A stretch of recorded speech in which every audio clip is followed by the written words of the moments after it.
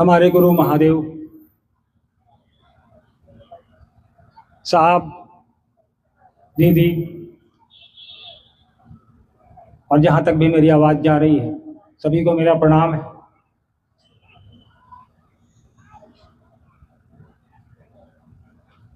मलंगवा में यह बहुप्रतीक्षित आयोजन,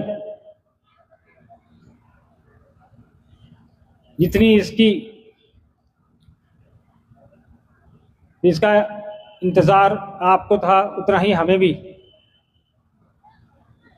क्योंकि आयोजन का उद्देश्य ही पावन है, शुद्ध है, पवित्र है। महादेव जिसको इस धराधाम पे, इस भूमि पर जहां हम और आप बैठे हैं,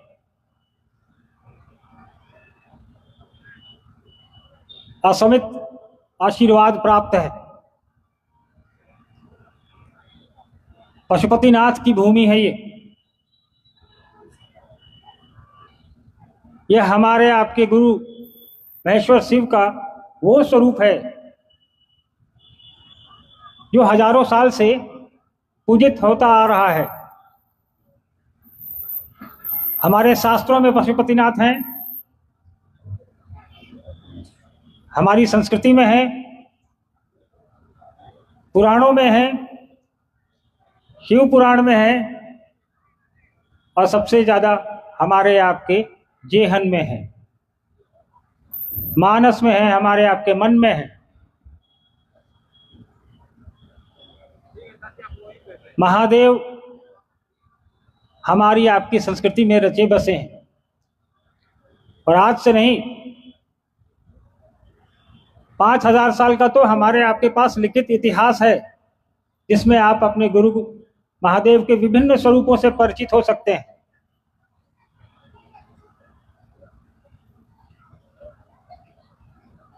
हमारी सभ्यताएं,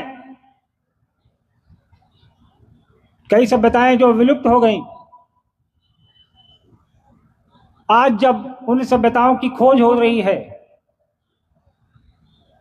उन सभ्यताओं की खोज के दौरान मूर्तियां मिलती हैं, मंदिर मिलते हैं, शिवलिंग मिलते हैं, हमारे महादेव के विभिन्न स्वरूपों में कई मूर्तियां उपलब्ध है आज हमारे आपके बीच, जो हजारों साल पहले पूजित थी।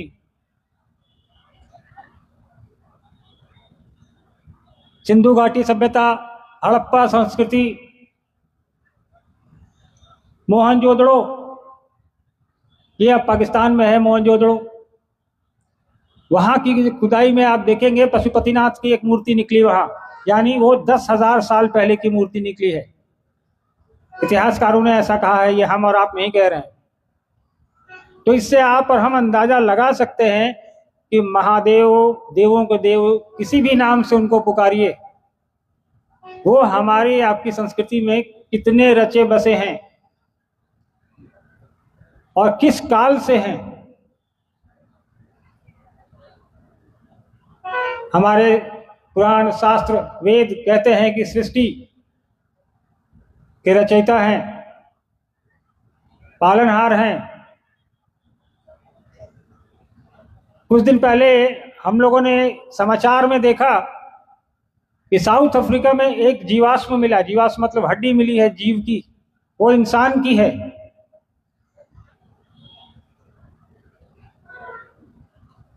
और जब इसकी जीन सीक्वेंसिंग की गई, एक वैज्ञानिक टर्म है, मतलब उसकी आयु की गणना की गई उस अस्थि की जो इंसान की थी, तो वो 20 लाख साल पुरानी निकली। हमारे आपके पास तो 5000 साल का ही लिखित इतिहास है, यानी इसका 5% भी हमारे पास लिखित नहीं है। इससे अंदाजा लगाइए कि इंसान की सभ्यता कितनी पुरानी है। और जब इंसान की सभ्यता इतनी पुरानी है, तो उतनी ही पुरानी हमारी संस्कृति भी है, और उस संस्कृति में हमारे महादेव भी विराजमान हैं।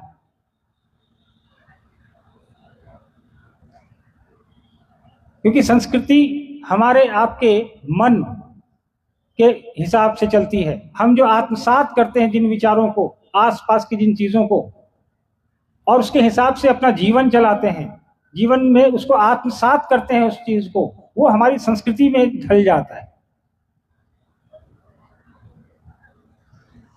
सभ्यता सभ्यता और संस्कृति दोनों दो चीजें हैं। लोग को लगता है, लोग अर्थ में एक ही जैसा इस्तेमाल कर देते हैं इसको, लेकिन ये एक जैसा नहीं है। सभ्यताएं व्यक्ति के बाहरी जीवन को प्रभावित करती हैं, संस्कृति उसके आंतरिक जीवन, आंतर मन को प्रभावित करता है। इसीलिए देखिएगा, सभ्यताएं विलुप्त होती हैं, सभ्यताएं नष्ट होती हैं, नई सभ्यताएं आती हैं, लेकिन संस्कृति हजारों साल तक चलती रहती है, क्योंकि वो हमारे आपके अंदर से है, मन से है। तो आज शिव हमारे आपके अंदर विराजमान है, क्यों? क्योंकि ये हमारी संस्कृति में है। जो भी काल की गणना आप करें, किसी भी पुराण को पढ़ लें, हर काल में अलग अलग पुस्तकें लिखी गई, हर पुस्तक में आप शिव के विभिन्न स्वरूपों को पाएंगे। मतलब हर काल में शिव प्रासंगिक रहे हैं। इस काल में भी हैं, पुराणों के द्वारा जो काल निर्धारित किए गए उसमें भी हैं, वेदों में भी हैं। तो हम लोगों को शिव को नए स्वरूप में जानने की आवश्यकता नहीं है। शिव के विभिन्न स्वरूप तो आ रहे हैं, काल के हिसाब से स्वरूप बदल रहे हैं। शिव का एक स्वरूप, उसका भी वर्णन किताबों में है, लेकिन उस स्वरूप से हम और आप वंचित रह गए। कई लोगों को जानकारी रही होगी उस स्वरूप की, कईयों को नहीं रही होगी। जिनको जानकारी रही वो भी वंचित रहे, जिनको जानकारी नहीं रही वो तो वंचित रहे ही रहे। वो स्वरूप है उनका जगत गुरु स्वरूप। महादेव का ये स्वरूप ऐसा नहीं है कि आज हमको आपको कोई खोज के लाके दे दिया कि ये स्वरूप है, इससे भी जुड़ जाओ। ये पूर्व से चला आ रहा है, लेकिन कभी हमने आपने इस पर गौर ही नहीं किया, या हमको आपको किसी ने बताया ही नहीं कि महादेव का एक ये भी स्वरूप है। वो गुरु का भी काम करते हैं। महादेव के वैद्यनाथ स्वरूप से जुड़ गए हम, आप महादेव के महाकाल स्वरूप से जुड़ गए आप। अन्य कई स्वरूप हैं उनके, वैद्यनाथ हैं, महाकाल हैं, और भी कई सहस्त्र नाम है उनके, और हर नाम का अलग अलग प्रभाव है। जिसको जैसी आवश्यकता है उस हिसाब से अपने भगवान से, अपने आराध्य से जुड़ जाता है। लेकिन सबसे जरूरी जिसकी आवश्यकता थी वो है ज्ञान की, आध्यात्मिक ज्ञान, पारलौकिक ज्ञान। उससे जुड़ाव हमारा और आपका आज तक नहीं हुआ, या कहें परिचय ही नहीं था उस ज्ञान से। किसी ने दिखाया ही नहीं, किसी ने बताया ही नहीं। जिनको पता था उन्होंने अपने तक उसको रखा, शिव को, शिव के गुरु स्वरूप को। जो शिव पुराण में 112 लोगों की सूची है शिव शिष्यों की, पढ़ा होगा आप लोगों ने। उसमें से एक भी ये नाम आप और हम बताएं जिसने जनमानस को जोड़ने का प्रयास किया कि भाई साहब महादेव का ये स्वरूप भी है, ज्ञान आवश्यक है, ज्ञान के बिना कुछ भी परिमार्जन नहीं होना है। आप जुड़ के देखिए, कोई एक व्यक्ति आया जिसने कहा कि ये परिभाषा है, ये तरीका है, आप प्रयास तो करिए। कुछ लोगों ने अपने 2-4 लोगों को जोड़ा जिनको प्रशिष्य कहते हैं। अभी थोड़ी देर पहले सोमेंद्र जी कह रहे थे ना, गुरु गोरखनाथ, इनके गुरु मच्छंदरनाथ। मच्छंदरनाथ खुद शिव के शिष्य थे, लेकिन गोरखनाथ मच्छंदरनाथ के शिष्य हो गए। आज के इस काल में शिव के गुरु स्वरूप से जुड़ने की विधा, और विधा के पहले उसकी आवश्यकता, क्या आवश्यकता है, और अगर आवश्यकता है तो ये तरीका है, ये विधा है। ये हमको आपको जिसने बताया, जिसने समझाया, जिसने वो रास्ता दिखाया, रास्ता पे चलने का तरीका दिखाया, वो एक ही नाम है। कौन सा नाम है बताइए? किसने बताया आपको शिव की ओर, शिव के गुरु स्वरूप की ओर चलने का रास्ता? आवाज कम आ रही है, नाम भूल गए?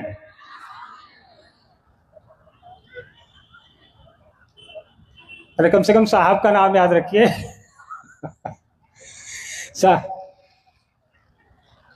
साहब और दीदी ने हमको आपको इस काल में शिव की ओर, शिव के गुरु स्वरूप की ओर चलने का रास्ता ही नहीं दिखाया, चलने का तरीका भी बताया, कहा कैसे चलना है इस पे।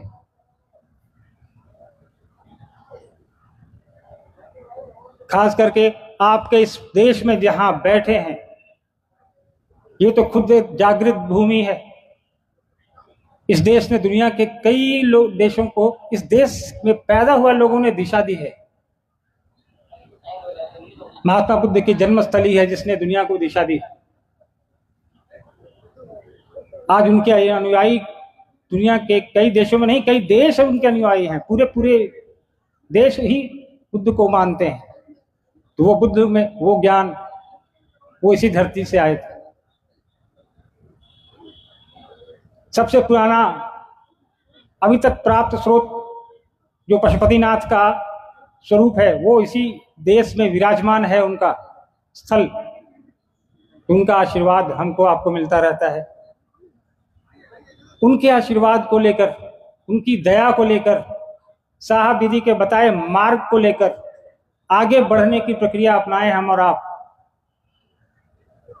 साहब ने तो सिर्फ इतना कहा कि जिस भगवान को पूजते हो, रोज पूजते हो, कभी शिवलिंग पे जल चढ़ाते हो, कभी बेलपत्र चढ़ाते हो, कभी फूल चढ़ाते हो, पत्थर का शिवलिंग बना लिया, कहीं मिट्टी का बना लिया, उस भोलेनाथ की बात करी साहब ने, जिसने किसी वर्जना नहीं रखी किसी की। उसने कहा कि जो गांव में, जंगलों में रहने वाले आदिवासी बंधु हमारे हैं, उनके लिए भी मैं उसी पत्थर में, जो अरबपति है उसके लिए भी उसी पत्थर में मैं हूं। उन्होंने ऐसा कोई श्रेणी नहीं बनाई ऐसी कि कोई अरबपति है तो उसके लिए मैं किसी और स्वरूप में उपलब्ध होऊंगा, कोई गरीब है, कोई रिक्शा वाला है, कोई मजदूरी करता है तो उसके लिए किसी और स्वरूप में उपलब्ध होगा। वो सर्वसुलभ है हर आदमी के लिए, हर उस इंसान के लिए जो धरती पर आया है, जिसने धरती पे जन्म लिया है।